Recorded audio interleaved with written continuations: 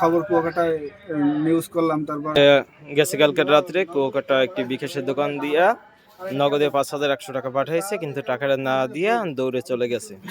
তারপর সকালবেলা বাদেশটা নাড়ছে, এখানে সন্দেহমূলকভাবে তাকে ধরা হয়েছে। ভাইয়া তোমার নাম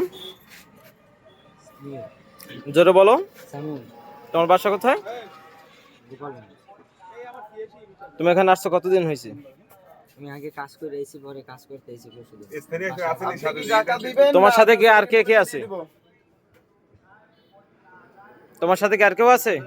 আচ্ছা, তাহলে আপনি এই বিষয়ে কোনো দায়ভার নেবেন নাই তো? এরকম কতদিন ধরে চলে? না ভাই, হ্যাঁ, একটু রাগারাগি হ্যালো কোন তোমার আব্বুর সাথে কথা বলো। কথা কন সানবারেন নিয়েছে কথা কন। হ্যালো, হ্যাঁ কথা কন।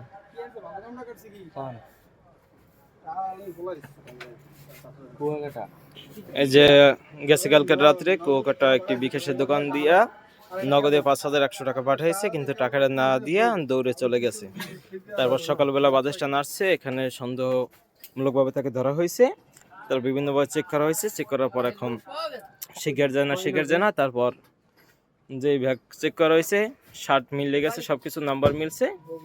এখন বাসায় ফোন দেয়, কিন্তু বাসা দিয়ে বলে যে আমরা দায়ভার নিতে চাই না, আপনারা যা করবেন করেন।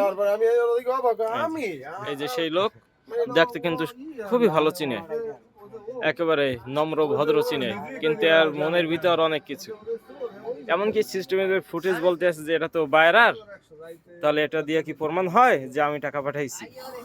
এইরকম একেবারে সুন্দর, কত সুন্দর চেহারা।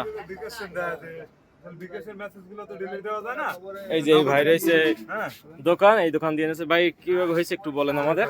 ভাই কালকে রাত্রে আমি 10টার নাগাদ আমি দোকানে ছিলাম। দোকানে থাকার কারণে মানে ও বলছে যে 5,100 টাকা নগদে দেওয়া যাবে, আর একটা কেবল লাগবে। তারপর আমি বলছি যে হ্যাঁ দেওয়া যাবে। তারপর আমি 5,100 টাকা দিছি।